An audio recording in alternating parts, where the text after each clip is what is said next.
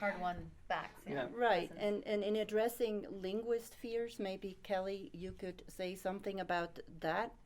Yeah, it's interesting because again, I know a lot about what the translation side does, but I have admittedly have a lot more experience in interpretation, and I think the crossover here is this idea around, again, our clients not understanding exactly what we do when we're interpreting or translating, and that they really do kind of figure that we're just these machines, that we hear something and we can spit it out in the other language, and that it's pretty easy and pretty automatic, and that it doesn't take much education. And it's amazing to me how all of these conclusions have been jumped to by our clients, but we have to face the fact that that has happened. And so therefore, interpreting often in a similar way to the machine translation piece gets, our clients often think, well, why should I pay this price for you and your excellence when really, you know, my aunt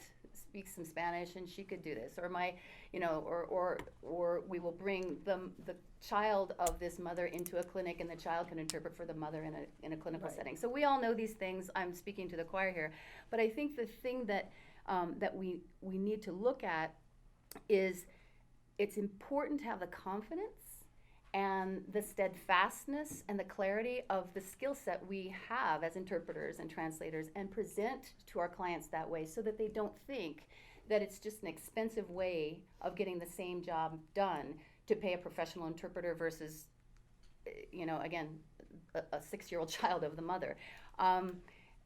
We have so many situations, and I think this has a lot to do with kind of respect for and kind of a ethnocentrism, in at least in the United States, around English. And if you live here, speak it, know it, and if you don't, figure it out. And so I think there's a piece that comes in there, but I think educating our clients on how important it is to have professionals is like a consistent duty all the time.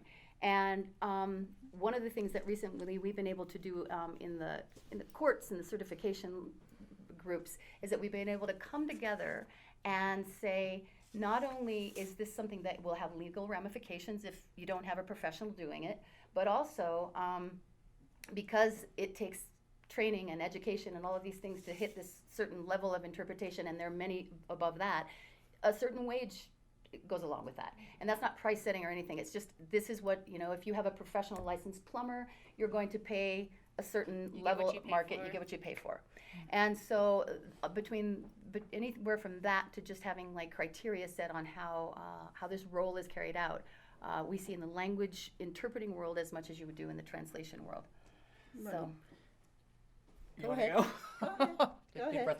No, I would just to add to that. I mean, I think part of the problem that we have, particularly here in the U.S., it's not only, you know, somebody going down to the corner to the barista to get something done. It's part of it is that, you know, many of the clients that we're dealing with here in the U.S. don't have a second language themselves, so they don't understand what what language acquisition is like, and they say, well, you know, I speak English. I learned, you know, how hard could it be? So they don't understand that. So that education piece is really important. So the flip side of that is because they don't have a second language necessarily, or they don't know what it's like what it is to interpret or to translate or even to learn a second language as an adult. They can't evaluate the product that they're getting. So they don't know that the product that you're giving them is better than the product that you're giving them. And they might say, well, she looks really put together and professional. And this other person here, I mean, like, they can't tell you. They don't know for sure. So that education piece is really, really important. And I think that we do have to consistently and constantly educate. I mean, people will come to you and say, you know, have said to me, and I tell my students this, and I tell, you know, all the professionals I know, don't let somebody tell you what your value is. You tell them what your value is. Yes, And somebody will come to you and say, well, you're too expensive. No, I'm not too expensive. You can't afford me. I understand that you can't afford that, and that's not in your budget. So go to this person, and when you need to have it fixed, come back, and we'll help you. Right. And so- it always happens that way. Exactly, and Right. it does. And those are the clients the ones who come back to You you. keep 'em. Those are keepers. Those are keepers, yeah. So I would say to you, and I think it really is. It's just the part of like asserting ourselves and like talking to the developers about how they develop tools, and talking to clients about, you may think this, but this is not really. This is what you think you want, but this is what you really want. We're not necessarily very good asserting ourselves and telling Right. people what we're good at, and being clear on, what we know versus what they don't know. Just because they want something doesn't mean they get to have that the way that they want it. They need to understand what the rules of the game are and what the standards are. So I would just say to you, like, this is your career. It's an important, it's your life. I mean, if you're anything like us, I mean, this is what I eat, sleep, and breathe. So you cannot let your career happen to you. You need to take control of that, and there are going to be people out there who don't want to pay your fees, who don't understand the value of what you're providing and the work that it takes for you to do your job. And that's fine. There's other people that can do work for them. Move on to the other people, because you will find people who value quality and value the skills that you have. It's not going to be everybody. But every day more, and I think that's Right. a really cool thing. Well, I think what's important is, one point is that a lot of translators and interpreters, I think, don't recognize their own worth. Yes. Right. We think about how much should we charge? Well, how much does she charge? How much does he charge? That's what I'm going to base it off of. You have to think like a business person. You have to think about how much is it worth to your client? How much is your translation going to save their bottom? How much is it going to open up their markets? If you translate this website into French, for instance, how much money are they going to make from France, Belgium, Switzerland, Right. half of Africa, Canada? What's a dollar value to Right. that? Right. Without It's not you- about, how many cents can I make today? Right. What does this mean to your client? Think about that. That's what you are worth. Right. And that also, I think, is often the first fear of a young or up-and-coming translator when they graduate from a program, or whether they graduate from a program or not. That's a whole different story that we're going to address later. But is that first step into the translation world. I think all of us experienced translators can help them make that step a successful one.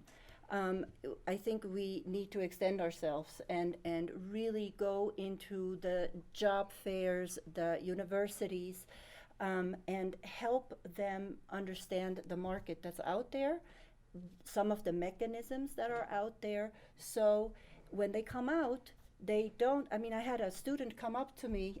I had a panel at NYU in New York, and she said, well, I was offered such and such for per page, for 30 pages. It had to be done the next day, and I said yes. And I said, why did you say yes? She said, well, I'm so inexperienced, and I have to make a beginning in this profession.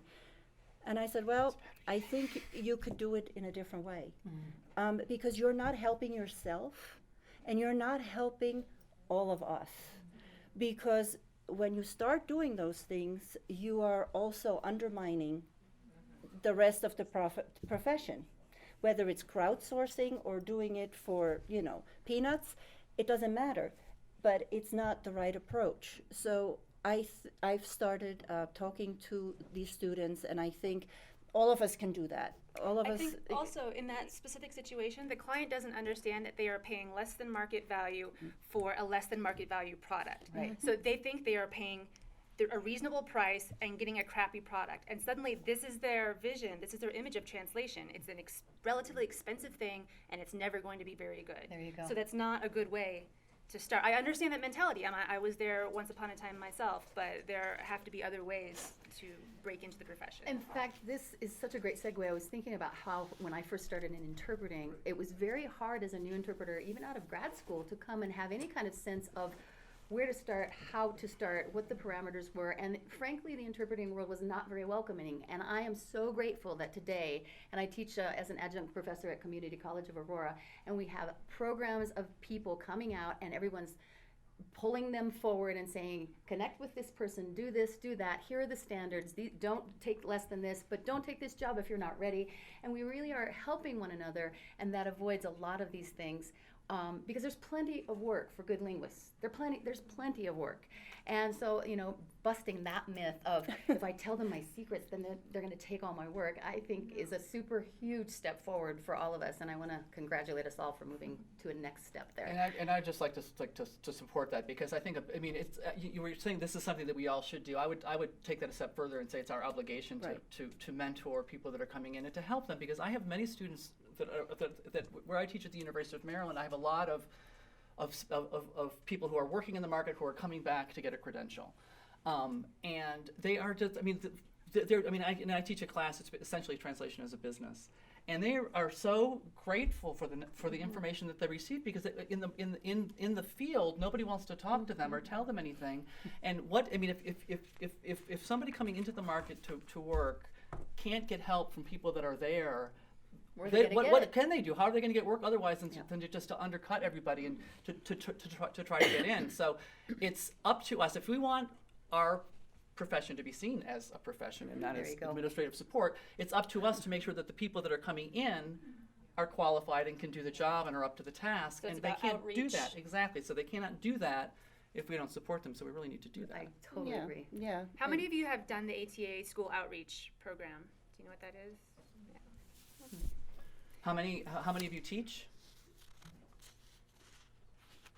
Okay. Yeah, I think there's opportunities for all of us. I mean, even you guys. You don't have to be specially trained to go out and speak to kids. The ATA has a program online. I think they have a presentation all set up. It has the content and the presentation. You can go to your kid's middle school or elementary school or what have you and tell them, this is a job you can do. It's a legit thing, and it's very interesting. I did a career fair. Yeah, I did a career fair for 7th graders, and it was wonderful. None of them had ever heard of translation. I showed them an Arabic dictionary, and they were just, their minds were blown. Half of them didn't know what Arabic was. That was already a step. But That's good. Yeah, there you go. No, I was going to say, there's all kinds of things that you can do in your community. You can go to the high schools, because I spoke at a high school in Pittsburgh the other day, and they were just eating it all up. And Wendy here from Metro State has a program with students who would love to hear from any and all of you probably to talk about what you all do in your careers.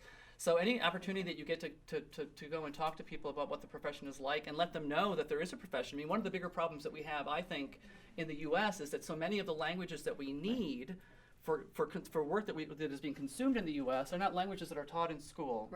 Right? So there are a lot of students in our schools here, in our high schools, who are heritage speakers of languages that are needed in the community, and they don't necessarily understand that there's a career that they can have with that language. And